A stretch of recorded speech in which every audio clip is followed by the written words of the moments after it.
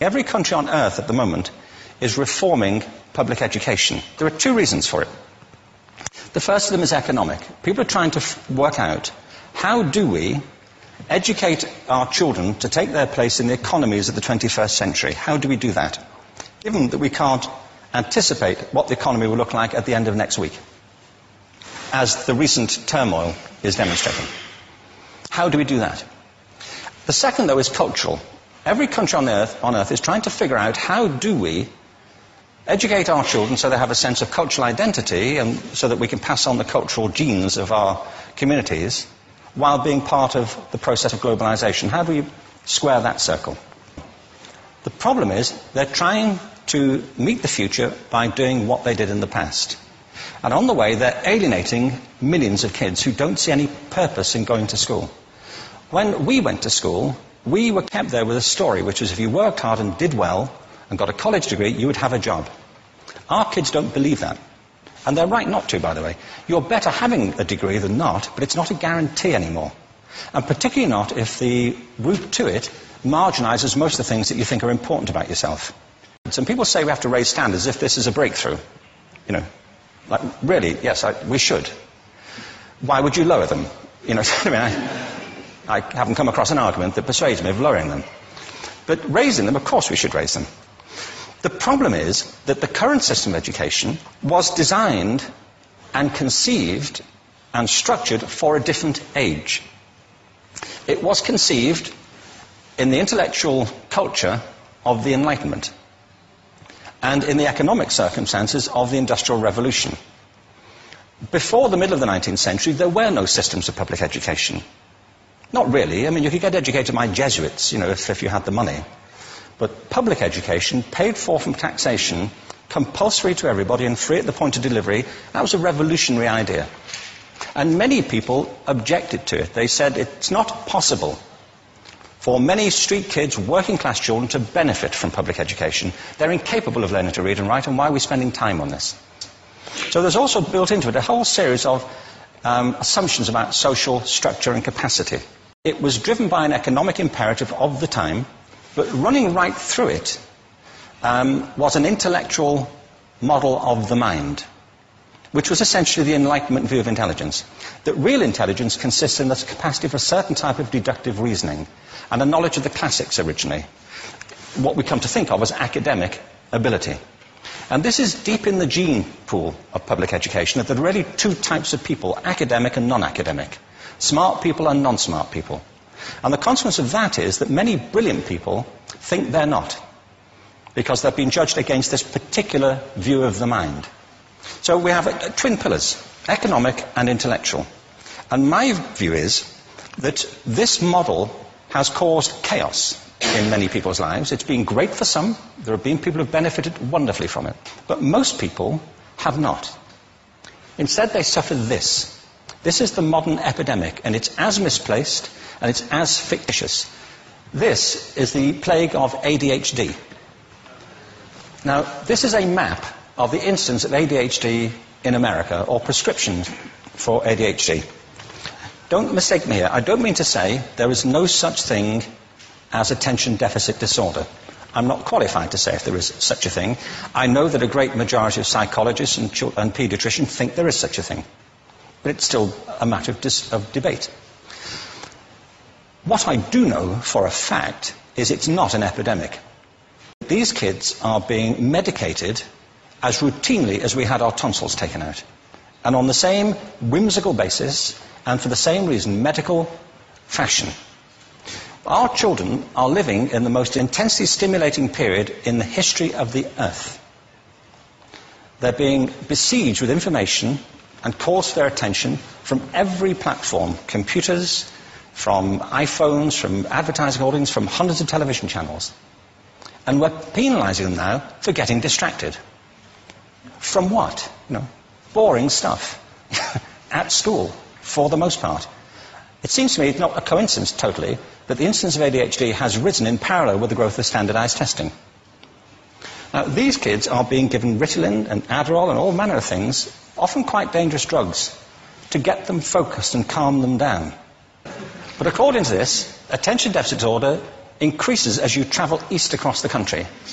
People start losing interest in Oklahoma.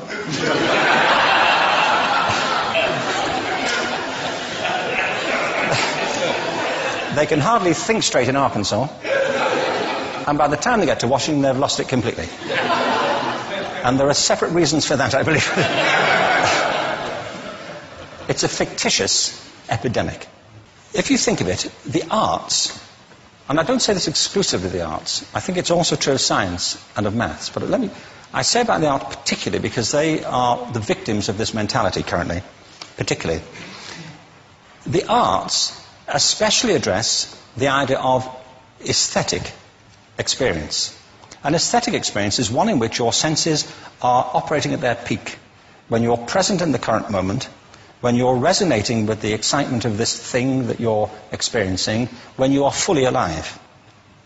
An anesthetic is when you shut your senses off and deaden yourself to what's happening. And a lot of these drugs are that. We're getting our children through education by anesthetizing them. And I think we should be doing the exact opposite. We shouldn't be putting them asleep. We should be waking them up to what they have inside of themselves. But the model we have is this. I believe we have a system of education that is modeled on the interests of industrialism and in the image of it. I'll give you a couple of examples.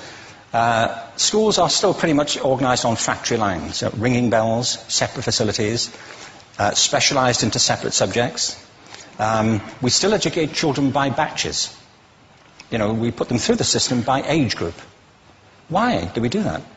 Why is there this assumption that the most important thing kids have in common is how old they are? It's like the most important thing about them is their date of manufacture. What do you mean? Well, I know kids who are much better than other kids at the same age in different disciplines, or at different times of the day, or better in smaller groups than in large groups, or sometimes they want to be on their own. If you're interested in the model of learning, you don't start from this production line mentality. It's essentially about conformity, and increasingly it's about that as you look at the growth of standardized testing and standardized curricula. And it's about standardization. I believe we've got to go in the exact opposite direction. That's what I mean about changing the paradigm. There was a great study done recently of divergent thinking. Published a couple of years ago. Divergent thinking isn't the same thing as creativity. I define creativity as the process of having original ideas that have value. Divergent thinking isn't a synonym, but it's an essential capacity for creativity. It's the ability to see lots of possible answers to a question, lots of possible ways of interpreting a question, to think what Edward de Bono would probably call laterally, to think not just in linear or convergent ways, to see multiple answers, not one. So, there are tests for this. One kind of cod example would be, people might be asked to say, how many uses can you think of for a paperclip? All those routine questions. Most people might come up with 10 or 15. People who are good at this might come up with 200. And they do that by saying, well, could the paperclip be 200 foot tall and be made out of foam rubber? Does it have to be a paperclip as we know it, Jim? Now, they tested this, and they gave them to 1,500 people. This is in a book called Breakpoint and Beyond. And on the protocol of the test, if you scored above a certain level, you'd be considered to be a genius at divergent thinking. Okay? So my question to you is, what percentage of the people tested, of the 1,500, scored at genius level for divergent thinking? Now, you need to know one more thing about them. These were kindergarten children. So what do you think? What percentage at genius level? 80. 80, okay. 98%. Now, the thing about this was it was a longitudinal study. So they retested the same children 5 years later, ages of 8 to 10. What do you think? 50? They retested them again 5 years later, ages 13 to 15. You can see a trend here, can't you? Now, this tells an interesting story, because you could have imagined it going the other way, couldn't you? You start off not being very good, but you get better as you get older. But this shows two things. One is we all have this capacity, and two, it mostly deteriorates. Now, a lot of things have happened to these kids as they've grown up. A lot. But one of the most important things that happened to them, I'm convinced, is that by now they've become educated. They've spent 10 years at school being told there's one answer, it's at the back. And don't look. And don't copy, because that's cheating. I mean, outside schools, that's called collaboration, but inside schools.